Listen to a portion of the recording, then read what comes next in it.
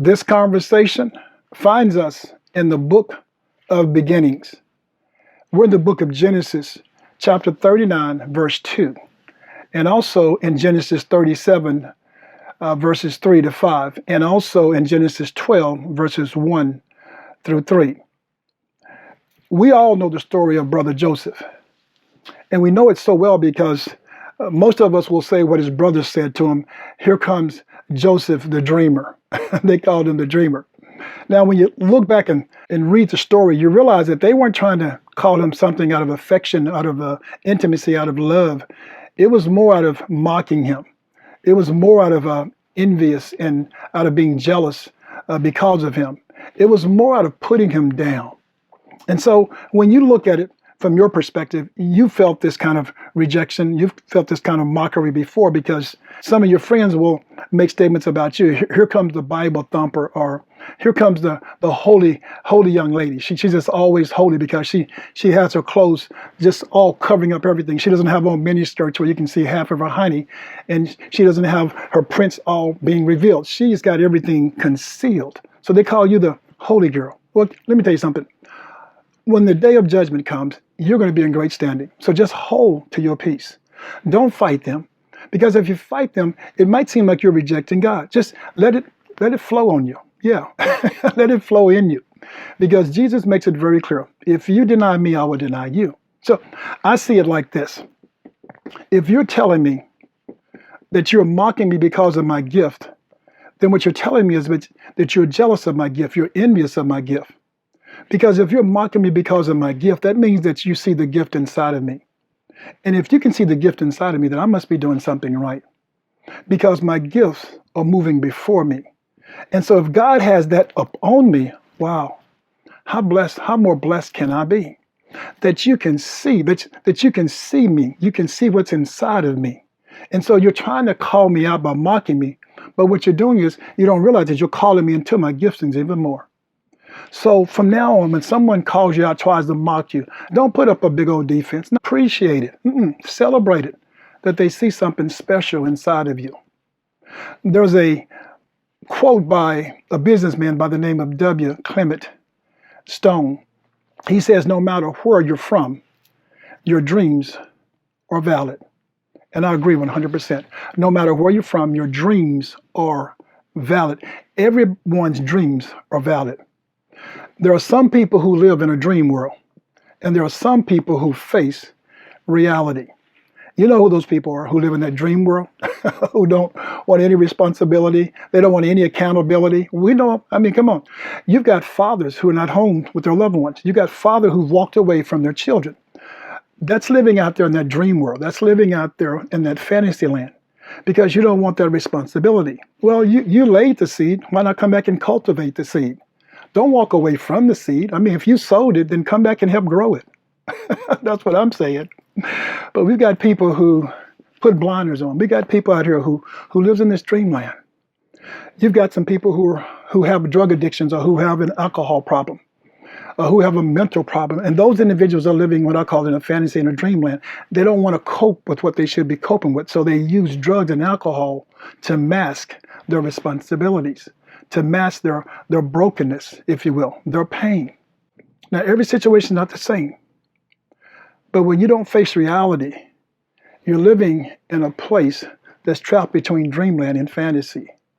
And you have to wake up from that state because guess what? You can't move forward. Join me in Genesis chapter 39, verse 2. It reads like this. And the Lord was with Joseph, and he was a prosperous man, and he was in the house of his master, the Egyptian. Let me read that again. Just the first 8 clause of this particular verse. And the Lord was with Joseph. Now, I don't know about you, but that's just enough for me right there. To be honest with you, that's enough for me. Think about it. If that's all I was going to get, that would be enough for a lifetime. And the Lord was with Donnie. Now, if you don't want it, I'll take your piece as well, because that's all we need is the Lord to be with us. That's all we ask for is, God, please be with me when I go into this courtroom and deal with this issue. God, please be with me when I go into this hospital and have this surgery. God, please be with my loved one when they go into that jail. So God, please be with my daughter and son when they go off to college. You see, we always want God with us.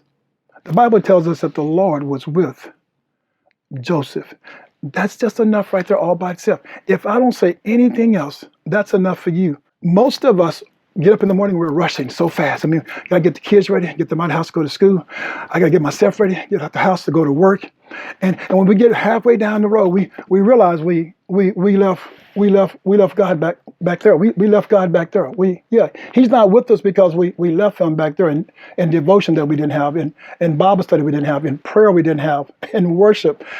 We left God back there. We didn't bring him with us because guess what? Because we're moving so fast. Slow down and smell the coffee. Because you need him with you. You need him in you. Now, I know what you're saying. Well, I've got God all in me. Well, you could fool me. The way you're rushing, I don't know what's in you. Slow down. Take your time. Take a deep breath. It's going to be okay. But if you want God working on your behalf, you've got to put some time into this. Yes, you've got to put some time into this. This is worthy of having. It really is. Go with me to Genesis 37, 3 and 5. It reads like this. Now Israel loved Joseph more than all his children, because he was the son of his old age, and he made him a coat of many colors. Verse 4. And when his brethren saw that their father loved him more than all his brethren, they hated him and could not speak peaceably unto him. Verse 5. And Joseph dreamed a dream, and he told his brethren, and they hated him yet the more. Now, we know that we all have children. We all have family members. And some people we favor, some people we like just a little bit more, if you will, or give favor to a little bit more than others. But we never tell nobody.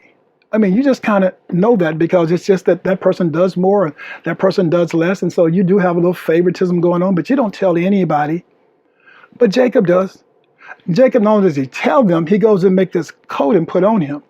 Now, I don't know about you, but they didn't say, his brothers didn't say that they hated their father Jacob. They hated Joseph because their father Jacob showed him more love than he showed them.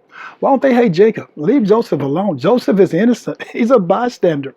But that's what we do. We attack those that we see less than us, those who we know we can probably harm more than those who we really want some affection from. They just wanted their father's love. But he shared with them that he loved Joseph. Joseph is the next to the youngest son. He has 10 other brothers, 12 in all. And so Joseph is that son that Jacob said he loved more than anything. I was watching a movie called The Crown.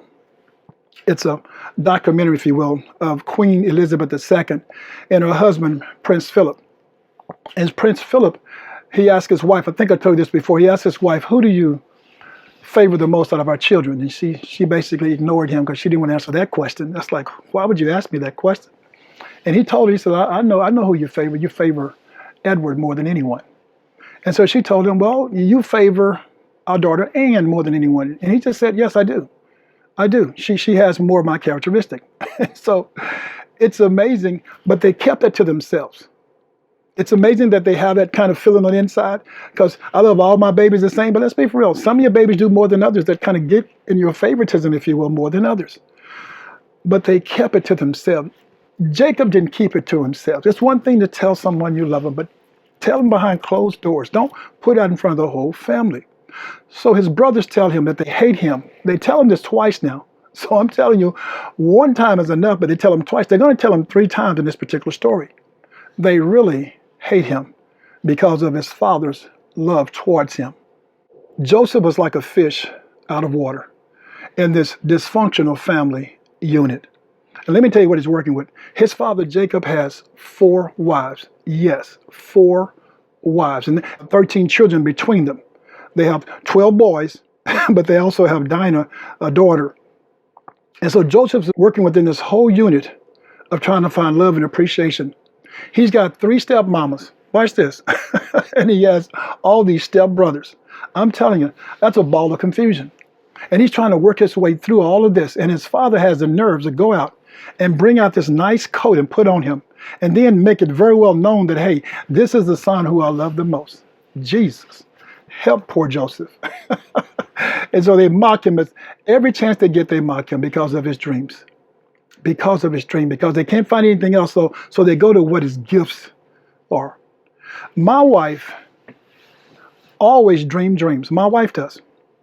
And normally her dreams, she wake up and she'll tell me about her dreams and we'll sit there and laugh about them. And then every once in a while, she has this dream where she's the hero in the dream and she's saving me from something. She's saving me from something. Or I'm like the vindictive guy in the dream. And so I'm the bad guy and she's saving somebody from me.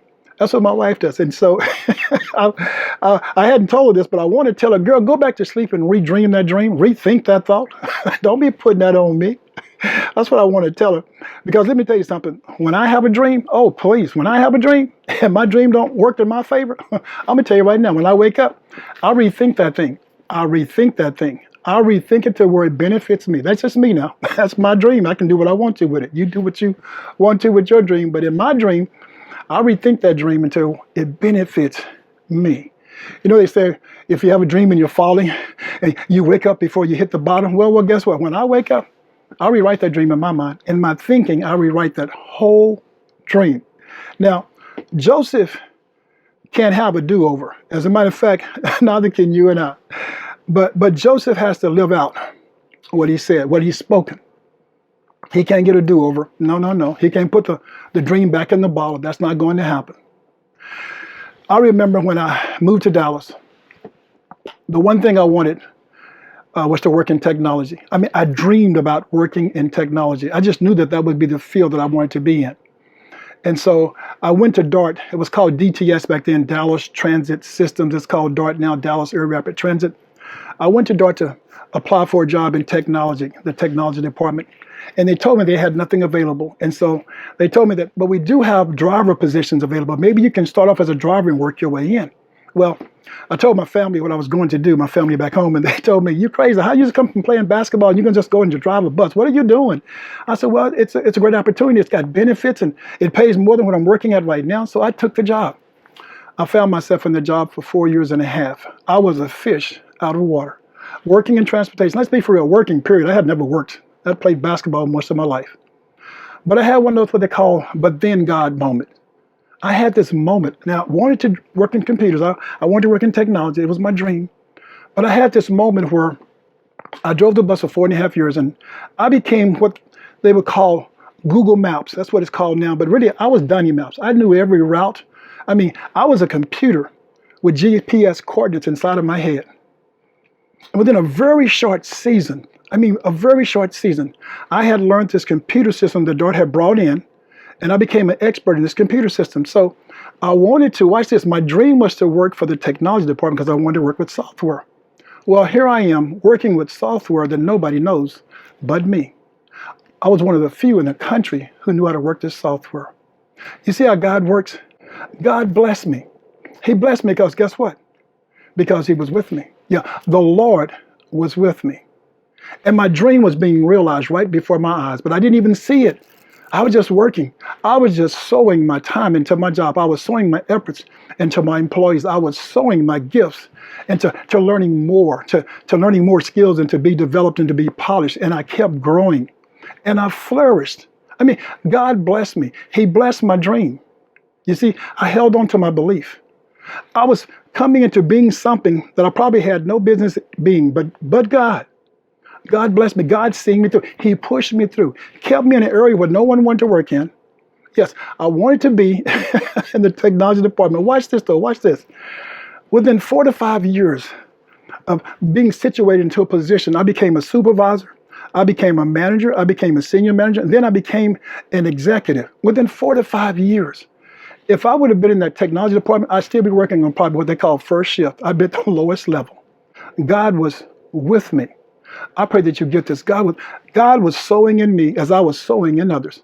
I was in there fighting for rights for others, for people who didn't know how to fight for themselves, I had been served most of my life from playing basketball. And for the first time in my life, I was serving others because God was growing me, because I was sowing into others. My dream worked out. Not quite the way I wanted it to. It was better than I ever could have dreamed. Go with me to Genesis chapter 12, verse 1 through 3. Now the Lord said unto Abraham, get thee out of thy country, and from thy kindred, and from thy father's house, unto a land that I show thee. Verse 2, and I will make of thee a great nation, and I will bless thee, and make thy name great, and thou shalt be a blessing. Keep this now. He's telling Abraham, I'm going to bless you. I'm going to make a great nation out of you, but I've got to move you. I've got to get you out of that culture that you've been living in upon your father and in your country. I've got to move you to change your thinking because I want to sow into you. I want to sow you into a great nation, but I can't do it where you are. I want to sow you into something, but I've got to, watch this, I've got to cut you away from something else. I've got to cut away the umbilical cords. I've got to be able to sow into you this promise I have for you and for your people. God is telling us, he's telling you, can I sow in you? Can I trust you? Can I sow in you with purpose? Can I sow into you destiny? Can God trust you? Joseph, yes, the Bible says God was with Joseph. Can God be with you? Verse 3, and I will bless them that bless thee, and curse him that curseth thee. And in thee shall all families of the earth be blessed. The story of Joseph starts off talking about Joseph's dream. It ends up with Joseph interpreting Pharaoh's dreams. When you read the story and you look very closely at it, they both have similar assignments, if you will. Their dreams are sewed together where it makes them become one. It makes them dependent on one another. That's nothing but God. You're talking about a shepherd boy's son living up in the palace and having a connection with the king. That's nothing but God. There's a promise that's being sold into generation after generation. Abraham is Joseph's great-grandfather. Isaac is Joseph's grandfather. And Jacob is his father. And our story begins in Genesis chapter 37. Let me summarize this. We see Joseph as a 17-year-old young man, and we notice him feeding the flock with his brothers in the field. And he comes in, he gives his father what they say is an evil report. Now, catch that. He didn't just come give him an evaluation, a survey, some analysis. He gives him an evil report. That means his brother was some bad boys. These are some bad boys. But also, it lets us peek into Joseph just a little bit. Joseph is kind of a bragger when you talk about his dreams. Just listen to him. He's kind of a bragger. I mean, he's human, but he's also a tattletale. I mean, come on. You've got one of those in your family. You've got a Joseph in your family, just like I did. And you know what they say about tattletales? They said snitches get stitches. And in Joseph's case, watch this. Joseph finds himself in a ditch because he's a snitch. And we call it a pit. Joseph, watch out, Joseph. So as we find Joseph snitching on his brothers, Joseph has the nerve to tell his brothers both his dreams. I mean, at this time, it's like, Joseph, can you wait up for a second? But Joseph has no filter. I mean, whatever comes to his mind, he just says it. I mean, he has no filter. And you'd think that he would tone it down just a little bit because he knows that his brothers are already upset. Matter of fact, they're not upset. They told him they hate him. I mean, they hate him. But Joseph shares his dreams anyway because that's who Joseph is. Joseph tells him that my sheaves, we were in a field and my sheaves, my bundle of grain stalks, that's what sheaves are. My bundle of grain stalks rose up in the middle and stood up. And your bundle of grain stalks was surrounding my bundle of grain stalks. And your bundle of grain stalks bowed to my bundle of grain stalk. And they said, you got to be kidding me. Joseph is telling the dream, and his brothers, watch this, they interpret the dream. They ask him the question, are you trying to say you're going to reign over us? Are you trying to say you're going to have dominion over us? The Bible tells us they hated him the more. I mean, Joseph, just calm down, Joseph. No, not Joseph, no. Joseph has a second dream. He goes back to him and tells him his second dream. This time his father's with him. He says, the sun and the moon and the 11 stars. Now watch this, the 11 stars, that means 11 brothers, the 11, so they figured this out pretty quick. 11 stars, they honored me and bowed down before me. And his brothers looked at him and said, the devil is a liar. They envied him even more. But his father speaks up. He says, I rebuke you. But then his father stops himself, and the Bible says he observed his dream. That means he thought about it. Hold up, God might be speaking to this boy. Let me just kind of calm down here. Now, you would think that Joseph would just kind of calm down. I mean, he's got his brothers angry at him right now. I mean, he snitched on them, and then he told them 2 dreams where they're going to serve him, bow down to him. But Joseph doesn't stop, because his father, Jacob, I don't know what Jacob is thinking, but Jacob, he tasked Joseph. He said, go out in the field and see what my boys are doing. Go see what my sons are doing. And so Joseph, like a good son, goes out and he go to Shechem looking for them and see if they're out there taking care of the flocks. And of course, they can't be found. So he asks the stranger, have you seen my brothers? And he says, well, yes, I think they went to Dothan. And so he wanders over to Dothan because he's going to check on his father's sons. And he gets over there and they see him coming from a distance. And they say, the dreamer cometh. And that's where that mocking of his name comes from. The dreamer cometh. And so Joseph's brothers, they conspire to kill him. Now, it's got to be pretty bad when you're trying to kill somebody. You're trying to kill your flesh and blood. But Reuben, the oldest brother, comes to his senses and says, no, we can't kill him. Let's throw him into this pit. So his brothers cast him into the pit when he gets there. Judah makes this statement, let's not kill him because we don't want that blood counted to our hands. So let's not kill him. Let's sell him to the Ishmaelites. And so they all agreed. And so they sold their brother Joseph. I want to ask you this question, though. There's 2 conversations going on here. One is with man and one is with God. And so his brothers sold him. They sold him S-O-L-D. But God knows Jacob, Joseph's father, because keep in mind, Jacob wrestled with God before. The Bible says he prevailed. And so God knows Jacob's heart. He knows that Jacob knows how to hold on, because when they were wrestling, God told Jacob to let him go, and Jacob refused to let him go. He says, I'm not going to let you go until you bless me. So God blessed him. So God knows that Jacob will hold on to something he loves. How many of you know, though, that's what some of you are doing? You're holding on to your children. God has something for them. They have dreams just like you do. And God has a plan for them, but you won't let them go. You're holding on to them. You're strangling them. They need to go so they can grow. God wants to sow in them, but he can't sow in them as long as you're holding on to them. The Bible says leave and cleave. Yeah, you need to leave your mother and father and cleave. They need to be able to go to school, wherever they're going to do, go work, whatever it is. They need to learn more and grow more, to be developed more. They can't grow up under you. You're going to snuff them out. And that's what's happening here. There's 2 conversations. Was Joseph sold by man into slavery? Or was Joseph sold, S-O-W-E-D, sold by God into slavery? God knows the promise that he's given to Abraham, Joseph's great-grandfather. And he can't get it through if he allows Jacob to hold him down. So the boys are definitely the ones who put him in the pit. They're the ones who sold him into slavery. But I truly believe God is using them. God is the orchestrator of all our lives. And I think that he's orchestrated this whole situation. You see, our journey along this way is filled with betrayal. It's filled with hate and envy. It's filled with jealousy and pain and loss and fears. I mean, this journey is filled with forgiveness and unforgiveness, gratefulness and ungratefulness. That's what this journey is filled with. But more importantly, it's filled with redemption. And it's filled with promise of sustainable greatness. And so God sometimes has to move us around like he's moving pieces on the board. I told you, he told Abraham, I need you to get from around your father because he'll smother you. I can't use you. I can't sow into you if I don't move you away from around him.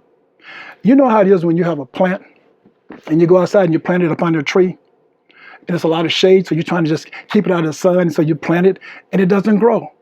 And then you go back and you read the instructions. And it says it must have direct sunlight. And so you go back and you get it and you dig it up and you plant it in the sunlight. And then it just flourishes. It blossoms because it's in the sunlight. That's what's going on with Joseph. Joseph can't prosper upon his father because there's no light there. There's no shine there. There's no room for him to grow there. His father can't teach him anything more than he's already taught him. So that's why God places him in the house of Pharaoh. God places a prince up under a king. Did you hear what I just said? God placed a prince up under a king. You see, I can't be a prince trying to learn up under a prince. That's what his father was. And so he placed him, the prince, up under the king. Now, it was a journey to get there. I mean, he was sold into slavery. He went into Potiphar's house, and Potiphar's wife lied on him. He was cast into prison. And then he came out of prison and went into the palace. Everywhere he went, though, he received favor. Because the Bible tells us God was with Joseph. Is God with you? I pray that he's with you and your children. I pray that he's with your family. But God blessed him mightily. Joseph becomes the second in command of all Egypt. I'm making a long story short here. Joseph becomes the second in command of all Egypt, all the land.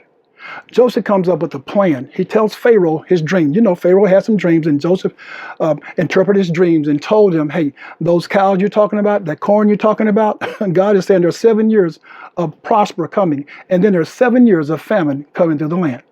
He says, you better go find you somebody who's discreet and somebody who's wise to be over your provisions. You better find somebody who can make this work. Pharaoh said, you know what? He says, you're the man for the job. I won't look no further, Joseph. He gave him his ring. He gave him a chain. He says, you're the man. You be the man for the job. I told you, favor is not fair. But guess what? But it's still favor. God will use the king. God will use Pharaoh, if you will, to get his plan through. He told Abraham, I'm going to bless you to be father of the nation. I'm going to bless you to be a great nation. He dips down into his great-grandson as a progenitor of Jesus to keep his plan moving forward. You see, Jacob would have stopped his plan from moving forward because that's just the way he was. He's controlling. Yes, he loves his son. And I mean, it's just like you and I, we love our children, but sometimes we can hold on to them too tight that we mess up what God has planned for them. Loose your grip. Let them go out. Let them try it. They might fail, but let them try something. That's what God did with Joseph. God let Joseph go forward. And God had his hand up on him along the way. Now you said, Donnie, well, hold up. How did this come back around? Well, I'm telling you, just look at this. I'm telling you, Joseph wasn't just sold, S-O-L-D, into slavery. Joseph was sold, S-O-W-E-D, by God into the palace. God had a plan working out for their good. All his sons, Jacob's son, meant it for evil, but God meant it for good. You have that same story in your life. You have that same story in your family. Now, if you don't believe me, go to Genesis chapter 45, verses 4 through 8. It reads like this as I close. And Joseph said unto his brethren, come near to me, I pray you. And they came near. And he said, I am Joseph, your brother, whom you sold into Egypt.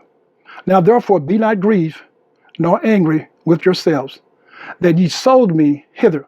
For God did send me before you to preserve life. For these 2 years hath the famine been in the land, and yet there are 5 years in the which there shall neither be earrings nor harvest. Watch this. And God sent me before you to preserve you a posterity in the earth, and to save your lives by great deliverance. Verse 8. So now it was not you that sent me hither, but God, and he hath made me a father to Pharaoh, and Lord over all his house, and a ruler throughout all the land of Egypt. Joseph isn't the king. No, he's not. But he becomes the second in command of Egypt. Joseph is a Hebrew boy whose dreams become his reality. Joseph is never the main man in the main house. Instead, he is the favorite of the main man. Let me tell you something. If you're not the man, then it's best for you to be the favorite of the man that's in charge. Let me give you an example. If you're not the king, you need to be the prince. If you're not the queen, you need to be the princess. If you're not the president, you need to be the vice president. If you're not the pastor, you need to be a preacher. If you're not the CEO, you need to be the COO. If you're not the coach, you need to be the assistant coach. And if you're not the chef, by golly, be the sous chef. If you're going to be a part of this body, then you've got to work in this body. I told you favor isn't fair, but favor still is just favor. Joseph was used by God to save the world from the famine. Type and shadows of Jesus Christ. Dr. Seuss says it like this. You know you're in love when you can't fall asleep because reality is better than your dreams. I pray that you dream dreams. I pray that your reality is better than your dreams. Allow God to be with you as he was with Joseph. Yes, Joseph was sold by his brothers, but more importantly, he was sold, S-O-W-E-D, by God in order to honor his great grandfather's promise of becoming a great nation. Allow the Lord to be with you as he was with Joseph. You need to be that progenitor of your family. You need to be the one who God can stand up in, who God can use, who God can position, who God can sow into a nation on behalf of you and your family. Don't forget Romans 10 and 9. Confess with your mouth that Jesus is Lord, and believe in your heart that God has raised him from the dead, and you too shall be saved, be blessed, and let God sow you into your destiny.